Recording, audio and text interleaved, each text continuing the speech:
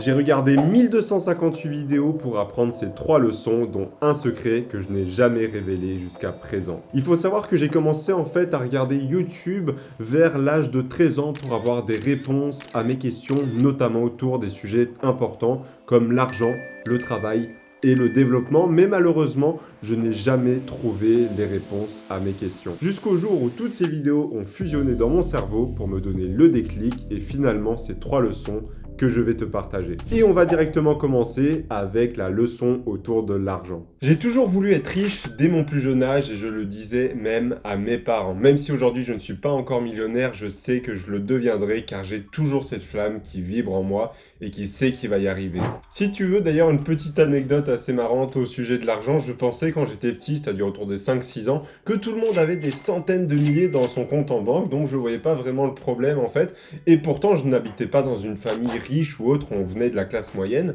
mais je pensais, je sais pas pourquoi, indirectement, que tout le monde avait beaucoup d'argent sur son compte en banque, et au final, que ça se passait bien un peu pour tout le monde, et pourtant j'étais loin de savoir la réalité qui m'a frappé dès l'âge de 10-11 ans, je dirais. Il faut savoir que sur ce sujet-là, j'étais assez précoce. Dès l'âge de 13-14 ans au collège, je voulais absolument tout comprendre sur son fonctionnement, car j'avais déjà compris à l'époque que c'était ça qui allait régir ma vie. Aujourd'hui, 95% des gens travaillent pour l'argent parce qu'ils sont obligés d'en avoir, alors je me suis dit autant le comprendre le plus tôt possible et j'ai regardé énormément de vidéos sur ce sujet pour savoir comment est-ce qu'il fonctionne, l'utiliser à mon avantage et surtout comprendre les règles du jeu pour bien l'utiliser. Et je me suis vite rendu compte d'un gros problème dans notre société, c'est que je ne serai jamais riche avec ce que les gens font de manière générale avec leur argent. Si je le passe sur un livret A, si je l'utilise et que je le dépense un peu comme tous les salariés, c'est-à-dire je gagne de l'argent, je le dépense, j'augmente mon niveau de vie, je dois gagner plus, etc., je ne serai jamais riche avec cette formule-là. Et en voyant des personnes qui gagnaient énormément d'argent, voire même en ne faisant rien, je me suis dit qu'il devait y avoir un jeu caché quelque part.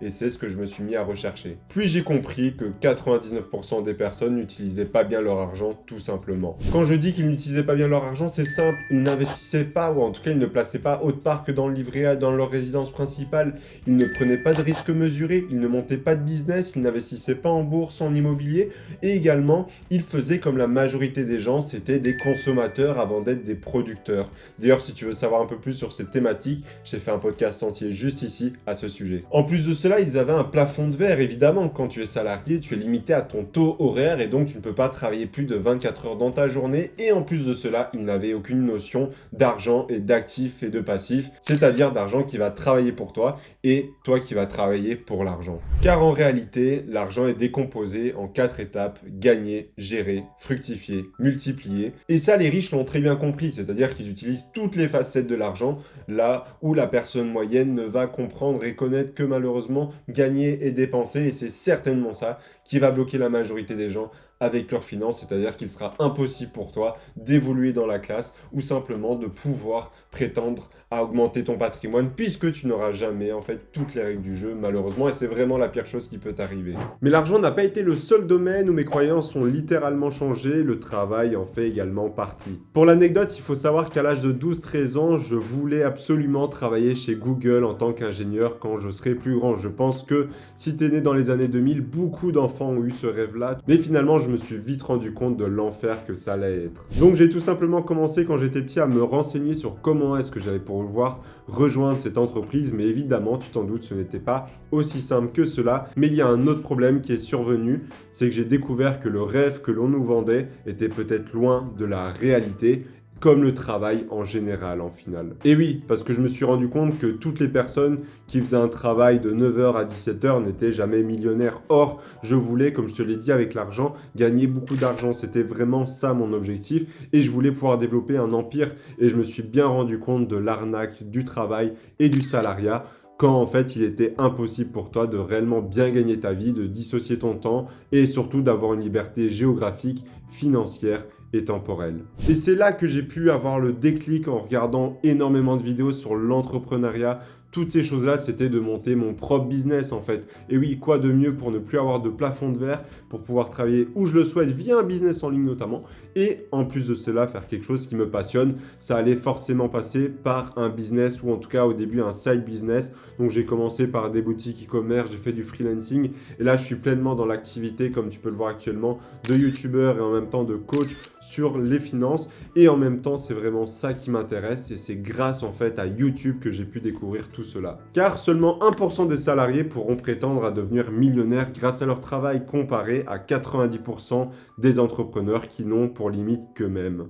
Je vais maintenant te révéler mon secret qui m'a permis d'échapper à la matrice et de mettre en place les bonnes actions pour réussir. Il faut savoir que consommer du contenu, c'est extrêmement bien. Alors évidemment, je ne te parle pas de contenu de télé-réalité ou même de contenu divertissant un peu à la Squeezie. Tu es cringe. Ou à la Twitch. Non, je te parle ici de vraiment du contenu avec de la vraie valeur ajoutée qui va t'apprendre des choses que tu vas pouvoir mettre en place directement. Je te mets par exemple ici une vidéo formation que je t'ai faite sur YouTube où je t'explique comment construire un patrimoine à 7 chiffres avec un simple salaire. Tu peux également regarder des podcasts d'1 heure à 2 heures pour comprendre un certain sujet, une interview. Tu peux également te former sur des vidéos formations, peu importe, mais à toi de trouver le contenu qui te plaît. De manière générale, évidemment, c'est du contenu à faible dopamine. Qu'est-ce que j'entends à faible dopamine? C'est-à-dire qu'il n'y a pas des cuts toutes les secondes, il n'y a pas des illustrations toutes les secondes non plus, et il n'y a pas en fait des zooms tout le temps à te donner plein de contenu d'un coup. Là, c'est souvent du contenu beaucoup plus posé, calme, soit devant en fait un plan d'action à mettre en place comme je te le fais dans mes vidéos formation, soit devant un simple podcast comme je peux te le faire également où je t'explique un concept entier et comment tu vas pouvoir l'adapter à ta vie. Et ça peut aussi être autre chose que des vidéos, ça peut être des livres, des formations, des coachings ou même simplement discuter avec des personnes. D'ailleurs, si tu veux creuser un petit peu plus le sujet du travail et de maximiser ta productivité, je t'ai fait une vidéo spécialement sur le domaine où je t'explique mon plan de A à Z pour réussir tous tes objectifs qui m'a changé la vie concrètement en 2023. Si tu veux savoir en quoi est-ce qu'il consiste, je te mets la vidéo juste ici, on se retrouve juste derrière. À tout de suite, c'était Maxime.